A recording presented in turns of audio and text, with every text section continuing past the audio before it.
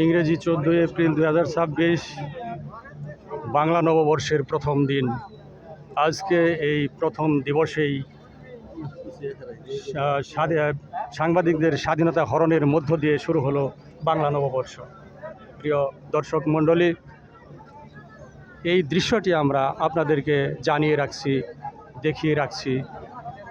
এই দৃশ্যটি দেখা যাচ্ছে টাঙ্গাইল শহরের শহীদ স্মৃতি পৌর উদ্যানের প্রবেশদ্বারে।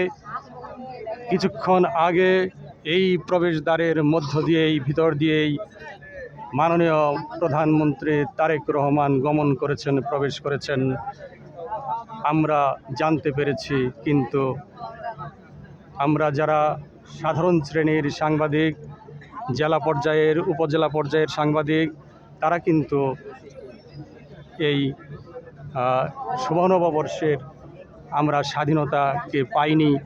আমরা দেখতে পেলাম প্রশাসনিক লোকজন, বিভিন্ন পর্যায়ের যারা প্রশাসনের দায়িত্বে নিয়োজিত রয়েছেন, তারা কিন্তু টাঙ্গাইল শহীদ স্মৃতি পৌর উদ্যানে আমাদেরকে তথ্য সংগ্রহ করার অধিকারটুকু হরণ করেছেন, তথ্য সংগ্রহ করতে বাধাগ্রস্ত করেছেন।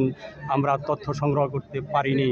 বাংলা নববর্ষে এই হলো হালচাল। বাংলা নববর্ষের প্রথম দিনে আমরা যে হালচাল দেখলাম, তাতে দেখা যাচ্ছে যে স্বাধীনতা হরণ করার মধ্য দিয়েই আজকে আমরা যাত্রা শুরু করলাম বাংলার শুভ নববর্ষ। বাঙালি জাতি কি পাবে অদূর ভবিষ্যতে, তারই নমুনা আপনাদেরকে দেখালাম। আসলে আমরা বাঙালি জাতি হিসেবে সামনে আমরা কি পাব।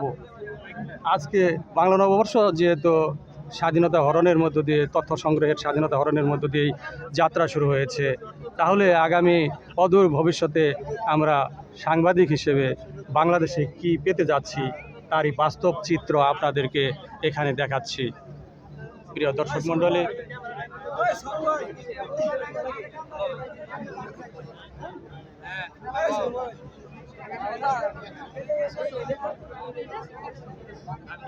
হাজারো জনতার ঢল, কিন্তু আমরা ভিতরে প্রবেশ করতে পারছি না। টাঙ্গাইল শহীদ স্মৃতি পৌর উদ্যানের প্রবেশদ্বারের সামনে, প্রবেশদ্বারের পশ্চিম পার্শ্বে আমরা দাঁড়িয়ে রয়েছি, দণ্ডায়মান রয়েছি, কিন্তু আমরা তথ্য সংগ্রহের জন্য কিন্তু ভিতরে প্রবেশ করতে পারছি না। এখানে প্রশাসনিক পর্যায়ের লোকজনকে জিজ্ঞাসাবাদ করা হয়েছিল।